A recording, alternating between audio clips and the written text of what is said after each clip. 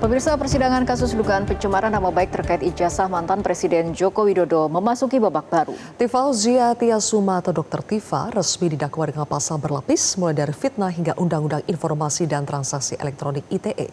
Menariknya, meski majelis hakim membuka peluang penyelesaian melalui restoratif justice, Dr. Tifa memilih menolak dan menyatakan siap melawan hingga akhir proses persidangan. Saudara akan mengajukan perlawanan. Saya tidak akan melakukan restoratif justice.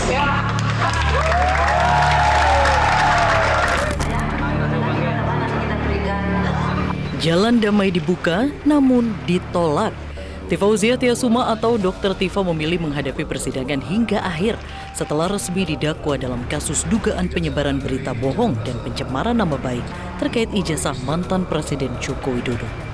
Jaksa penuntut umum mendakwa Dr. Tifa dengan pasal berlapis, yaitu pasal fitnah dalam Kitab Undang-Undang Hukum Pidana serta pasal dalam Undang-Undang Informasi dan Transaksi Elektronik atau ITE. Dalam dakwaannya, jaksa menyebut akibat pernyataan terdakwa, mantan Presiden Jokowi mengalami kerugian imaterial berupa tercemarnya nama baik secara pribadi dan merasa dihina sehina-hinanya dan direndahkan serendah-rendahnya. Bahwa akibat perbuatan terdakwa tersebut, saksi Insinyur Haji Joko Widodo mengalami kerugian imaterial, yaitu tercemarnya nama baik saksi Insinyur Haji Joko Widodo secara personal, merasa telah dihina sehina-hinanya dan direndahkan serendah-rendahnya, bahwa terdapat pihak-pihak yang ikut menuduh saksi Insinyur Joko Widodo. Dr. Tifa dengan tegas membantah telah melakukan pencemaran nama baik maupun fitnah ke Jokowi dan memastikan hanya memberikan penjelasan berdasarkan kapasitasnya. Pak Joko Widodo itu mengatakan bahwa saya itu telah menghina sehina-hinanya dan merendahkan serendah-rendahnya. Itu adalah ketika saya membicarakan tentang benda digital yang beredar. Ya, benda digital yang beredar di internet yang kita semua tuh melihat.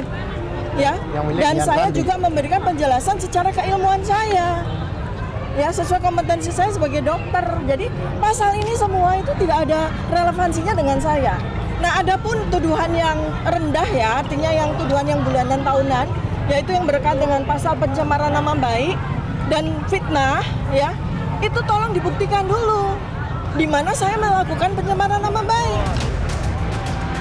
Usai memilih menempuh jalur hukum hingga tuntas, kuasa hukum Dr. Tifa Abdullah Al-Katiri menyatakan tim pembela tengah menyiapkan perlawanan hukum untuk menghadapi proses persidangan berikutnya. Itu nanti bisa dilihat di dalam kami melakukan perlawanan nanti.